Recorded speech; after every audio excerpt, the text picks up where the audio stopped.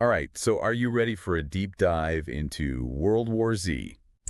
Always a good time for zombies. Now, I know you're a fan of the movie, Oh, yeah. the action, the suspense, Brad Pitt Yeah. outrunning hordes of super fast zombies, Something else. but we're going to go beyond those thrilling surface level details today Okay. and really dissect what makes this film tick. Sounds good. What I find so interesting about World War Z Yeah. is how it uses the zombie pandemic Uh-huh. as a backdrop to explore deeper themes Right. about global crisis, societal collapse, and ultimately human resilience. It's really clever how they do that. You Right. get caught up in the action, Mm-hmm. but there's this whole other layer underneath that Exactly. makes you think It does. about what would happen if something like this really happened. Oh, for sure. Like, how would we react as individuals, as a society, Yeah. a global community? So let's unpack this. Okay. We're thrown right into the heart of the outbreak, Oh, yeah. those opening scenes in Philadelphia.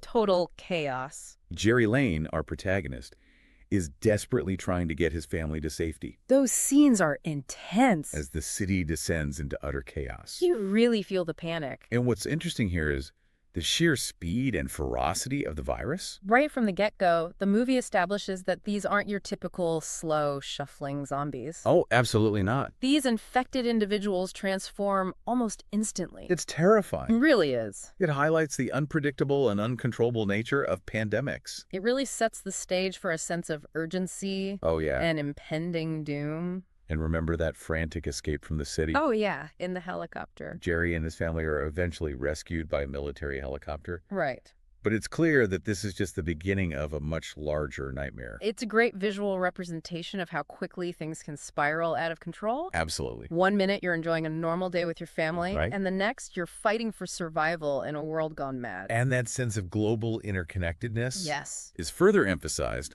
when Jerry is recruited by the UN. They need him. He's a former investigator. Right, he's got the experience. So they need his expertise to try to understand and contain this outbreak. This is where we're introduced to Agent Thierry Umutoni, Oh, yeah. a high-ranking UN official Mm-hmm.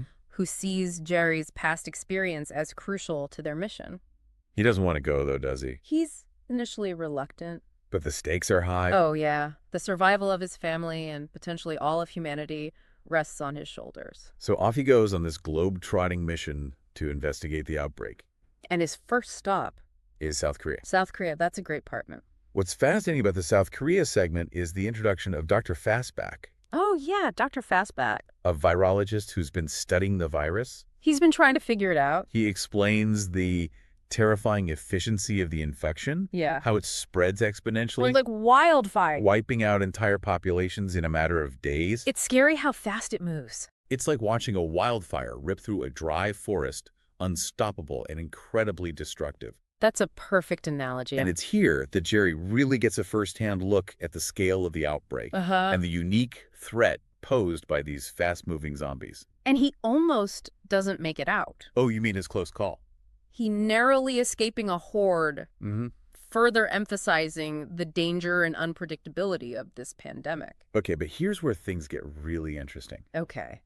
Jerry's investigation eventually leads him to Jerusalem, Jerusalem. which has taken a drastically different approach to the outbreak. Right. Israel, based on early intelligence reports, We're ahead of the curve. decided to isolate themselves from the rest of the world, Wow. constructing massive walls around Jerusalem. That's a bold move. We meet Jürgen Wormbrunn, He seems to be in charge. an Israeli intelligence official, Mm-hmm. who explains their strategy of proactive defense. They knew something was coming. They did. You can almost see the parallels to real-world discussions about isolationism in the face of global crises. It's a question we all have to grapple with. Does shutting yourself off from the world really offer protection? It's tough to say. Or does it just delay the inevitable? And as the movie shows, even the most well-prepared can be caught off guard. Oh, no.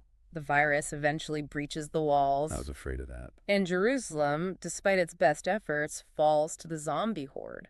Those scenes of the zombies swarming over those massive walls are absolutely terrifying. They really are. It's a stark visual reminder that nowhere is truly safe in a pandemic of this scale. No place to hide. But amidst this chaos and despair, Uh-huh.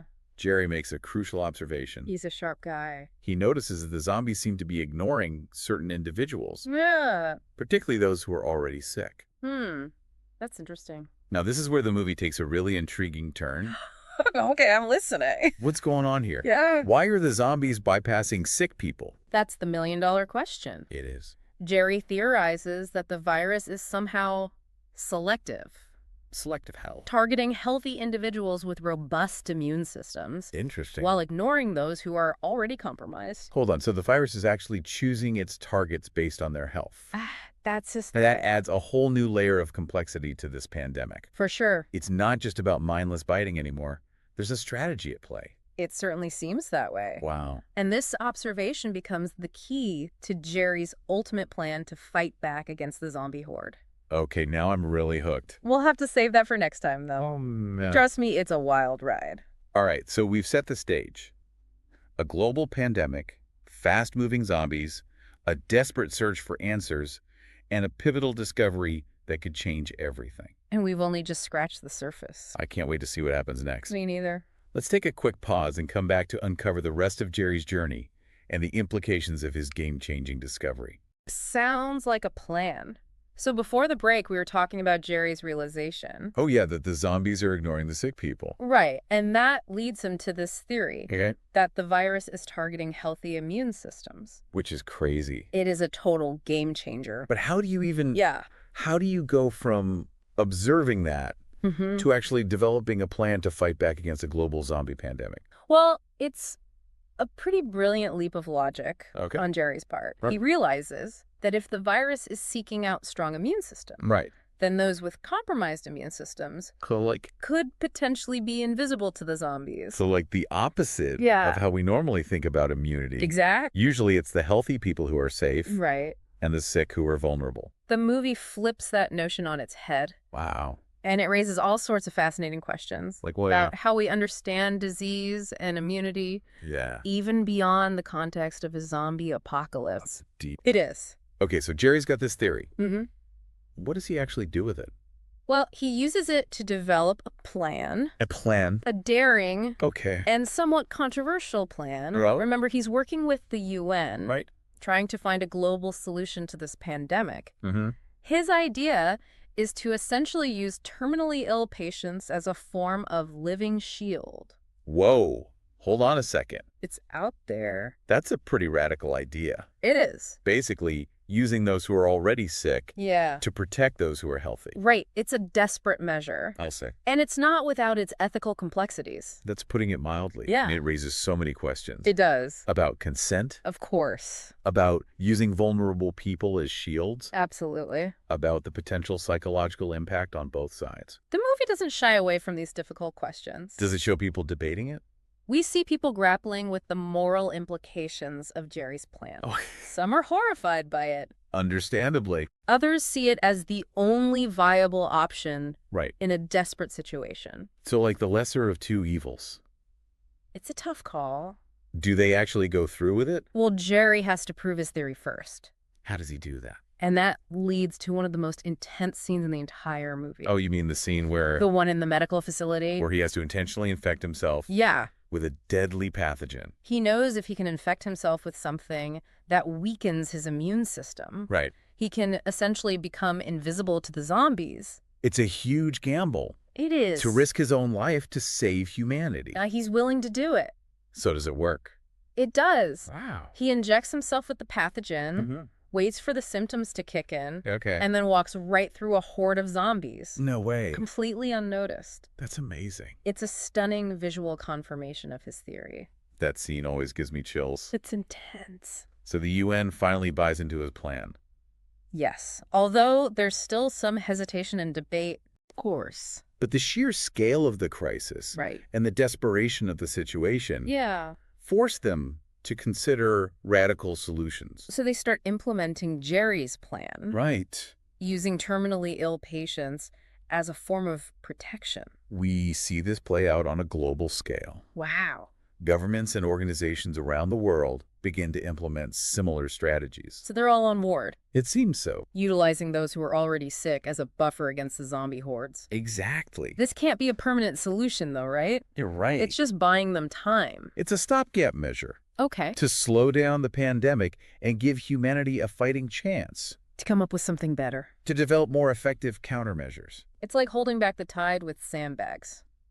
I like that. You might be able to buy yourself some time, but the water's eventually going to break through. And that's where the movie's final act comes in. Okay. With the spread of the virus somewhat contained, Uh-huh. the focus shifts to finding a more permanent solution. So they're looking for a way to actually defeat the zombies. Exactly. So what happens next? Does Gerry find a cure?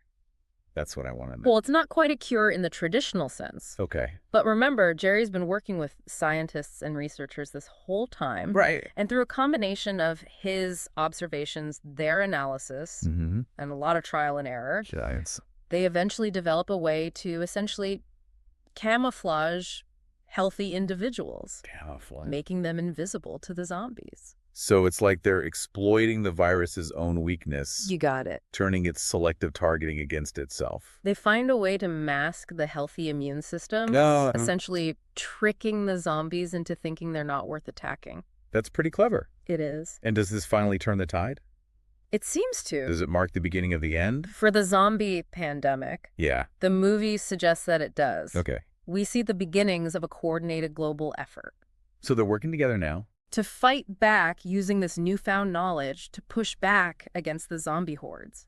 So it's not a complete victory, Not yet. but it's a glimmer of hope, It is. a sign that humanity might actually survive this. The movie ends on a note of cautious optimism. Okay.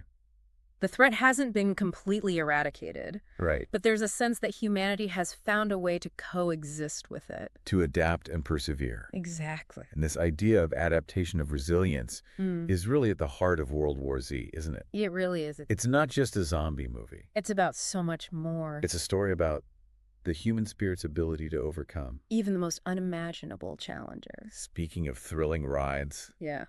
this conversation has been a real roller coaster of emotions. It has been quite a journey. We've gone from the depths of despair to a glimmer of hope. And we've touched on some pretty heavy philosophical questions along the way. It's a testament to the power of storytelling. It really is. How a film like World War Z Yeah, can entertain us while also prompting us to think critically about the world we live in. for sure. All right, let's take another quick pause Thank- and come back to wrap up our deep dive into World War Z. Sounds good. We'll revisit some of the key themes Okay. and discuss what this all means for you For the viewer. on your next rewatch. I'm looking forward to it. So we talked about how the virus targets healthy people. Right? That was a pretty wild twist. It really was. Makes you think about disease and immunity in a whole new way. It does? Like, what if our obsession with health and longevity Yeah. actually makes us more vulnerable to certain threats? It's a scary thought. It is. We always think of the sick as being the most vulnerable in a pandemic. Yeah, that's the traditional thinking. But World War Z completely flips that idea on its head. Like, it's saying being too healthy might actually backfire, Right? which is kind of mind-blowing when you think about it. So what you're saying is Yeah. this movie is about more than just zombies. Oh, It's a commentary on our relationship with nature. right. Are we trying to control things we shouldn't be? It makes you wonder. Are we messing with the natural order? And what are the consequences of that? It's almost like a cautionary tale I see it that way. about the unintended consequences of our The actions. hubris of thinking we can outsmart nature. Exactly. But the movie also offers a glimmer of hope Okay, how so? because it highlights the human capacity for resilience.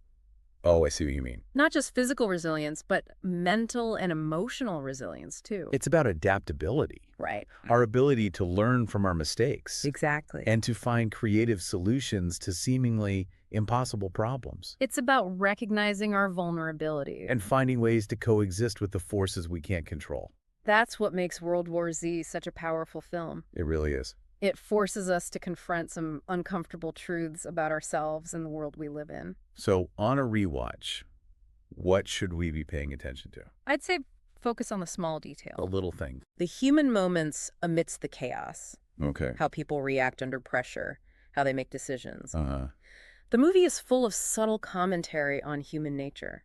So it's a character study as much as it is a zombie thriller. Exactly. World War Z is about more than just surviving the zombie horde. It's about surviving as a species. It's figuring out how to move forward in a changed world. And it leaves us with this message of hope. Oh, yeah. That even in the darkest of times, the human spirit can endure. That's a great note to end on.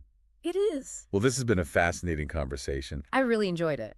We've covered a lot of ground today. We have. From the terrifying outbreak to Gerry's daring plan. And the eventual development of a strategy to fight back. But ultimately, Yeah. World War Z is a story about us. About our strength and our weaknesses. Our capacity for both destruction and creation. It's a reminder that even in the face of unimaginable challenges, there's always hope. there is. Well said. Thank you. It's been a pleasure diving deep with you today. Likewise. And to our listener, thank you for joining us. We hope you enjoyed it. Until next time, keep exploring, keep questioning. And keep diving deep.